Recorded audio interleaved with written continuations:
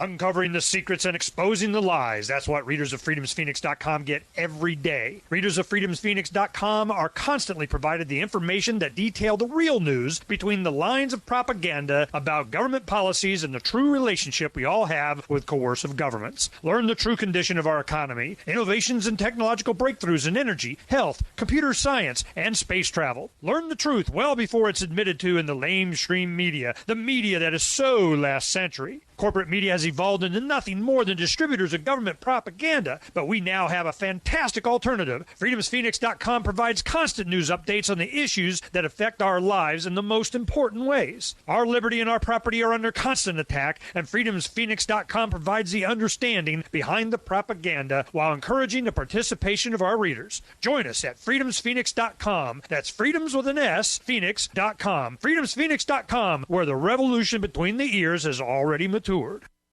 It's time for Declare Your Independence with Ernest Hancock. Believe me when I say we have a difficult time ahead of us.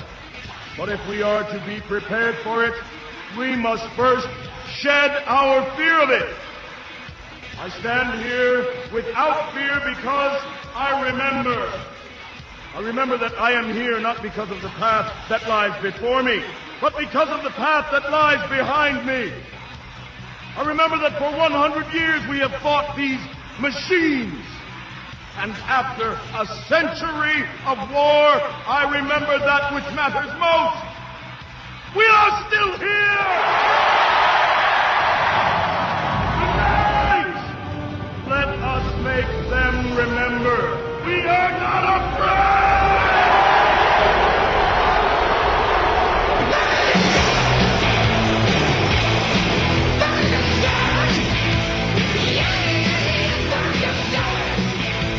Welcome back to Declare Your Independence with me, Ernest Hancock, here in Phoenix, Arizona. It's a very nice today. And from the studios of Freedoms with an S, freedomsphoenix.com. Now, what we're going to do today is we're going to turn back the Wayback Machine, and this is what I did. If you look at today's archive show for Declare Your Independence, January 12th, the radio and the video version, we'll have it up video also. What we did is we brought in Jack McLamb. Now, Jack McLamb and I have known each other for a long time, since mid-90s, I think. And what happened was, at the time, he was publishing The Police and Military Against the New World Order. He's responsible for Vampire Killer 2000, Aid and Abet newsletter. There's a great story behind that. Now, what I did is I put on today's archive, you can see all of the radio shows that we did. We tried to get as much, I want to get his whole story in, and we kept going until we did. So we had, back in 2003, when I first started doing radio, I wanted to get this in the archive, and I put the links to them on today's show. And you'll see it was April 7th, 2003, April 16th, April 23rd, May 7th. We did again in May 28th. So it was 5 shows that we did because I wanted to archive his history up to that point. Well, it's 15 years later or more. Now, Jack and I have talked before. We've done others also, but these are the shows that archive, so we have forever and always Ernie and Jack talking it up, where he came from. I'll let you know this. He was the original officer. I mean, that's what he represents. Also in trouble. What happens when you got to do this and be that and go violate this guy's rights? And he goes, yeah, there's that Constitution thing. Didn't I take an oath? I'm not playing. Well, then he started communicating with other law enforcement and military and what was happening, and you're going to be the tip of the spear for the enforcement of this New World Order thing that's coming. New World Order? What's that? You crazy man. All of a sudden, he's not so crazy anymore. Now, what happened was yesterday, for Jack is on the line. I got you there, Jack? I'm here, brother. Okay, now let me tell you what happened yesterday. We had a police trainer in a state back east. He's seen the light. His son, West Point graduate, he was in Iraq. And I tell you, after the show, we found out what was his big epiphany. He had read Atlas Shrugged back in when he was 20 years old, years ago in the 70s or whatever. And his son goes to him and he says, or when he was, I guess that would have been, he's about my age, so I bet it was about 1980. And his son asked him, he goes, "Dad, have you ever read Atlas Shrugged?" And he goes, "Yeah, a long time ago. I think I got a copy around here somewhere." And he goes, "Send it to me. Everybody's saying I should read it." A couple of weeks later, he called his dad and he said, "Dad, you got to read this thing again, man." So he read it again. He read it a third time. It described exactly what's coming. Because Ayn Rand was no fool. She came from the Soviet Russia, and she could see the same things that were happening here.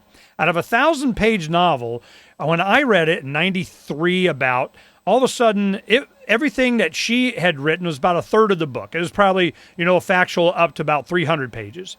From the time that she wrote it to the time that I read it, we only had about 100 pages to go.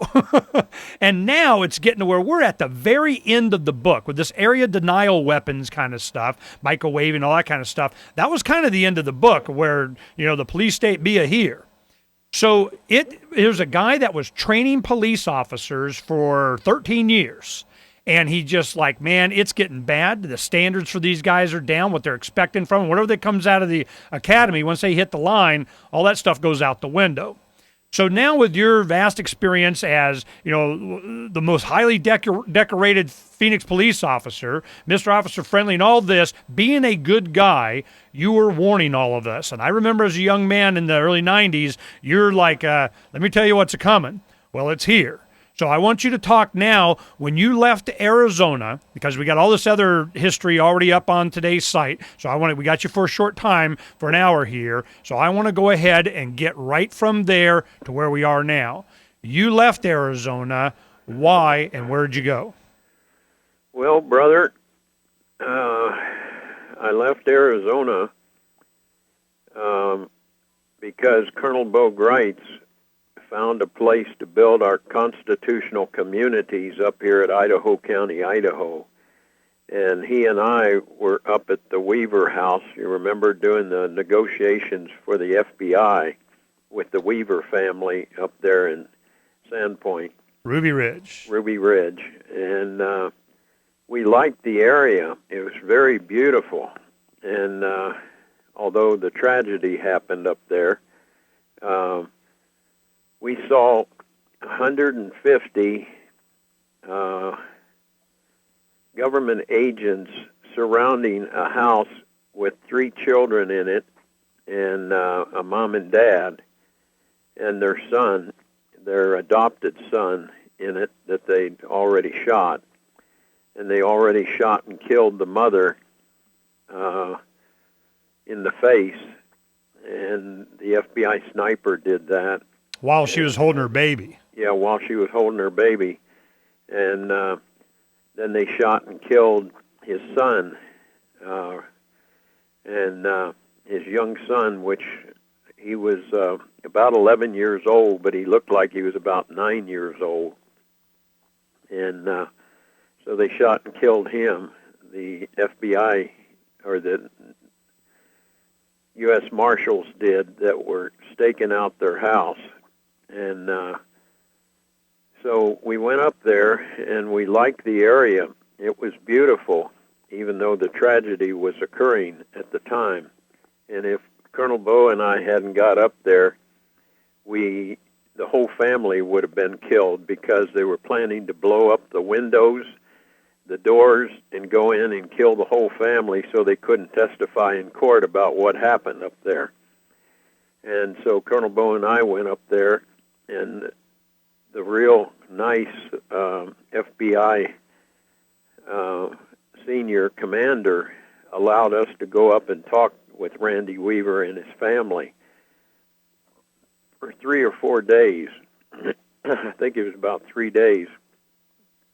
And we were able to talk him out and his family, and Bo was able to carry the body of his wife out of the house, and she'd been shot in the face and blew half her face off by an FBI sniper, Lon Haruchi. And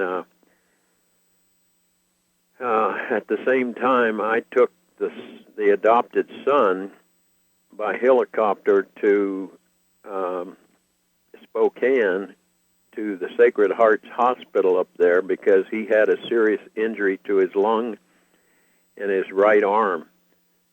left arm, I'm sorry. And his left arm was swollen up the size of my leg.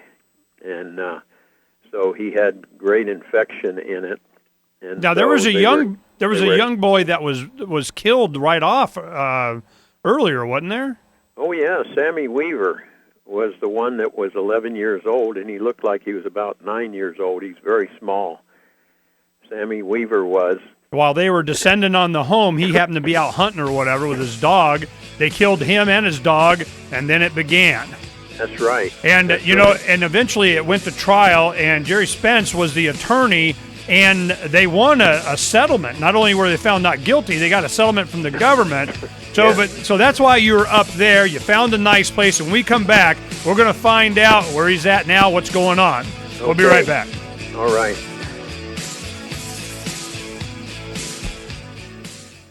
This is Ernest Hancock. I'm publisher of freedomsphoenix.com and the radio talk show host of Declare Your Independence. Now, I want to give you my personal endorsement of a wealthy U.S. citizen that is predicting that in 2011, we will witness the most important day in America in more than 50 years. He's produced a video for you. It's a real eye-opener, and I want to make sure that you have an opportunity to watch it. www.endofamerica, the numbers 1 and 7.com. Endofamerica17.com. This video has the history of how we got where we are now and where we're going and why. Now, it's a lengthy video. It'll be about 20 minutes, but you need to watch this so you understand what's going to happen to this country and how you can protect your wealth and even benefit financially. Now, you go there. It's free. I want you to watch this video. You need to have this information so that you can survive the economic collapse that's coming to America. It's not if, it's when. That's End of America, the numbers 1 and 7.com. After you watch it, you'll understand why I endorse